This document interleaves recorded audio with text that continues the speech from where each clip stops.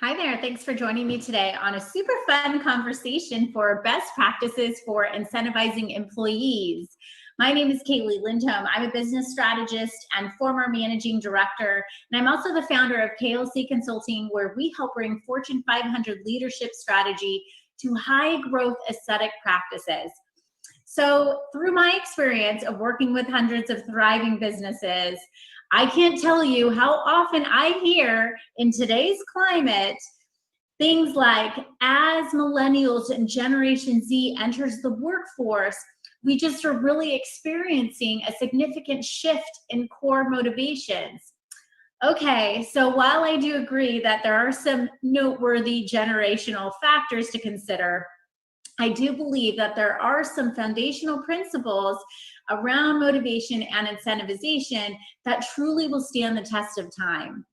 And you don't need to pay money for me to tell you that an engaged, enthusiastic, and onboard team are truly the key to your success as a business owner.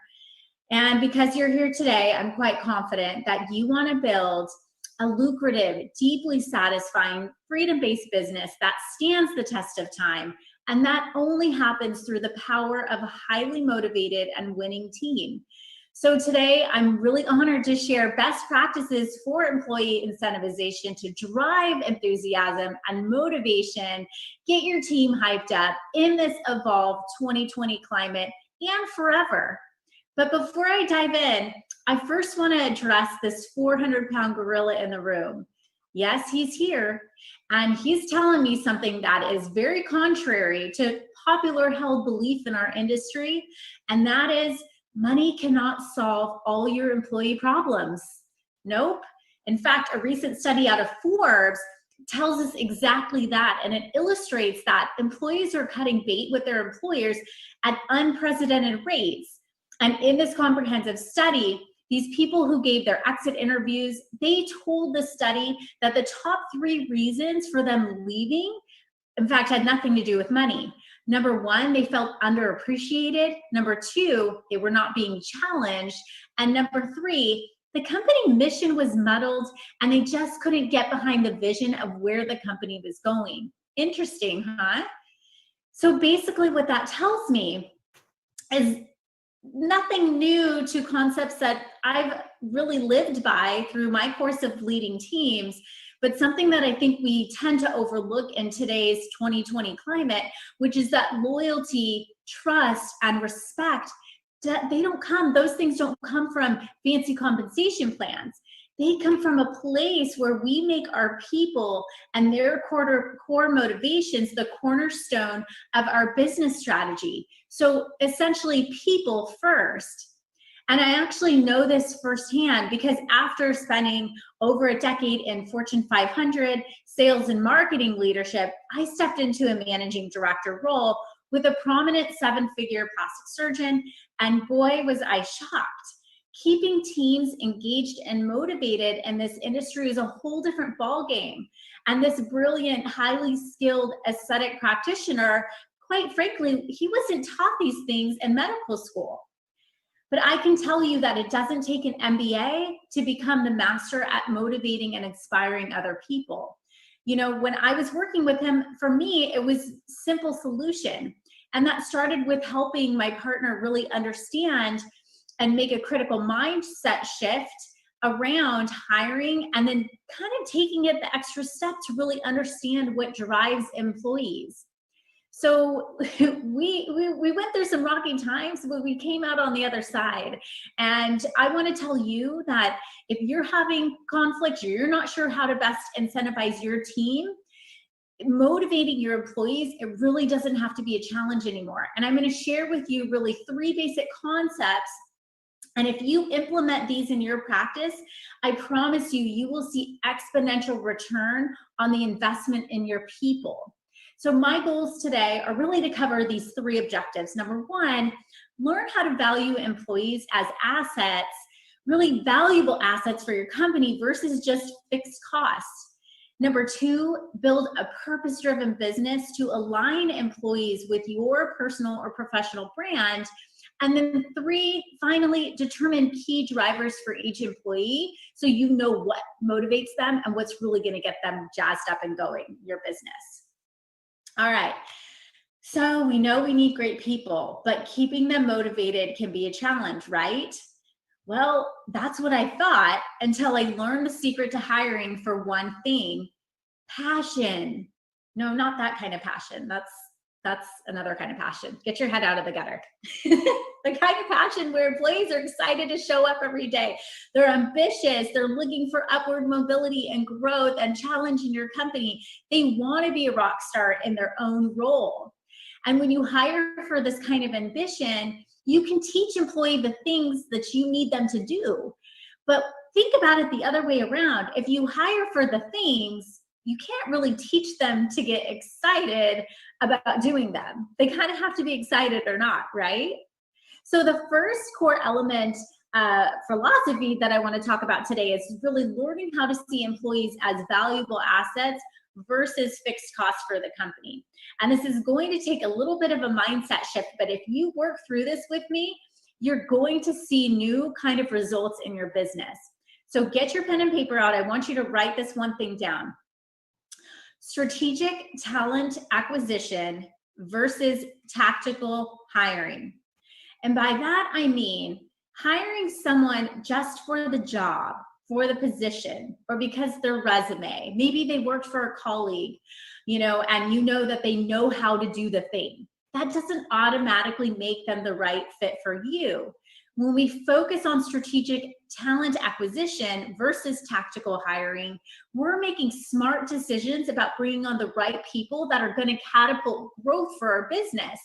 We end up hiring a team of profit-producing A players who will generate wealth. How do we do this? I know, I hear you, Kaylee, come on. How do we do this? We do this by hiring what I call intrapreneurs. Okay, so intrapreneurs, they're like little tiny business owners in their own role. They want to take whatever their job is to the next level. They want to bring solutions. They want to really own that position. And we teach something in our company called the 4X principle, which means that employees will produce revenue equivalent to 4 times their annual salary. And so we design plans for them with the right team member and clear, concise performance expectations so that they can map out their incentive plan. We can map out our business growth plan with confidence and clarity, and the two are aligned. So we recently had a client who challenged me. I know, it's a shock. His name, we'll call him Dr. B. So Dr. B is in our Leadership Academy, and he recently challenged me on this. He said, Kaylee, how am I supposed to hire entrepreneurs who are passionate and ambitious about my business when today's employees, they're just not like us? They aren't motivated by making money. Well, the good news for Dr. B is that what he means by today's employees, this Gen Z, candidates and millennial type, right? They're really motivated by one overarching philosophy, and that's purpose. So if you have a purpose-driven business, which I know you do because you're here with me today and you're changing the lives of people every day, you're in luck. And because that is what will ultimately drive that today's 2020 Gen Z employee.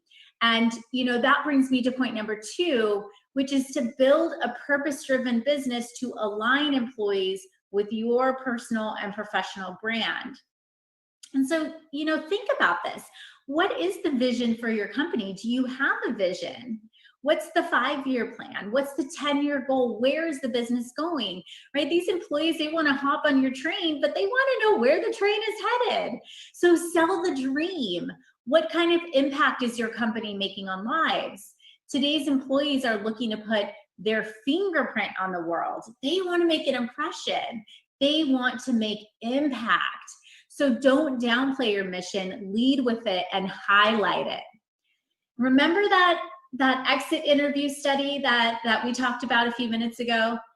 Listen, to me, it's implicitly clear that we have to do a better job of understanding our people. And every human being has different core desires and core motivations. So the third step to my strategy is to determine what those key motivation drivers are for each employee. So I can tell you that today's employees in 2020 are really interested in these top three things. 1, recognition, 2, growth, and 3, fun.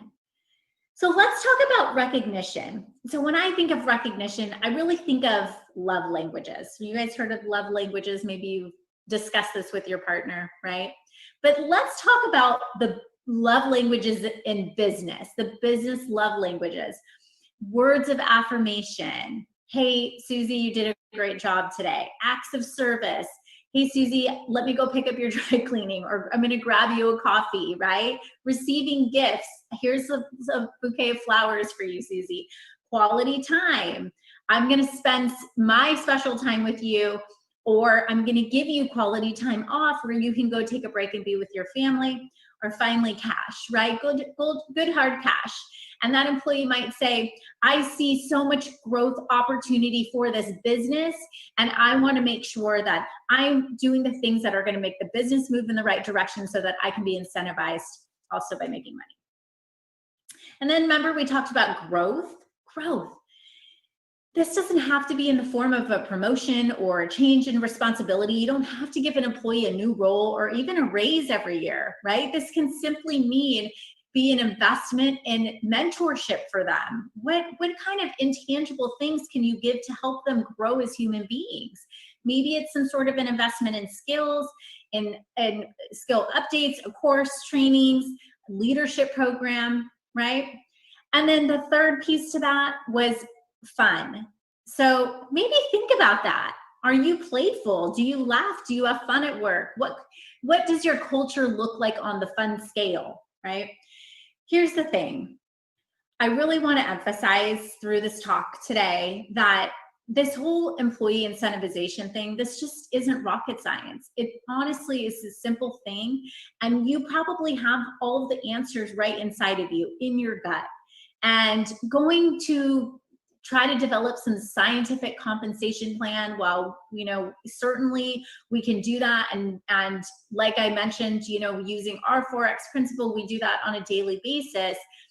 But the one way to keep an employee motivated is to understand them as human beings, and it has to do with them as people versus just the comp plan. In fact, hiring and negotiating a comp plan purely based on financial gain can in fact backfire. I mean, I've quite honestly seen this happen many times. An employee who comes to you for the money will most likely leave you for the same reason. And so I don't want us to overlook the little things. They really do matter, right? I know this isn't mind-blowing, but it's the little things that sometimes count the most. So a simple sticky thank you note on their keyboard, right? Like a little surprise note, maybe an employee of the month, or sending flowers to someone's home or putting them on their desk. Paid time off, maybe just having a couple extra free days of free time would be so valuable to that employee. A impromptu team dinner, investing in some training courses or programs for them. That's truly a win-win for both you and the employee, right? These types of small things, thank you notes, those things will really go a long way. And just doing a little something every single day or every single week versus just waiting for that Christmas bonus will really create exponential gains in loyalty, trust, and rapport with that employee. And if you're really not sure what does motivate that employee, what's their business love language, sit down and ask them. Don't hesitate to have that meeting with them. In fact, employees really do value that one-on-one time with you, especially if you're a busy practitioner or you're a business owner and you're running around wearing 1,000 hats already. Sometimes just your time could be the most valuable asset that you can give. So in summary today, I want to just highlight the key takeaways from this presentation. Number one, hire people for passion. Hire them for that fire inside, that ambition, that drive to become more. Seek out entrepreneurs through strategic talent acquisition. Stop hiring for tactics, right? You can teach people how to do the things, but you can't teach them how to find that passion inside. Dig into your purpose. What's your business all about? What's your vision? Where are you going? Show your team where that train is headed. Learn what motivates each and every employee. Remember, we're human beings. So we treat our people like individuals, like humans who deserve that extra special touch. Then that they're going to reciprocate that for us. And then finally, create incentive plans that truly align the needs of the company with that of the employee.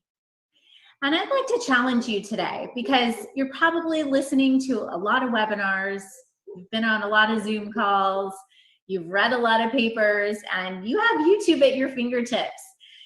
But the quality of the information doesn't matter if it's not put into action. And so I want to challenge you today to leave and go back to your practice and ask your employees what their love language is. Have a conversation with them. Think about some little things. Do a little thing this week. I promise you it's going to pay off major gains for you. Thanks so much for joining me today. If you want to learn more about how to work with me or want to keep talking about things like this, you can find me anywhere on the World Wide Web. My name is Kaylee. I'm on Instagram at kaylee.lindholm, and I'll see you over there.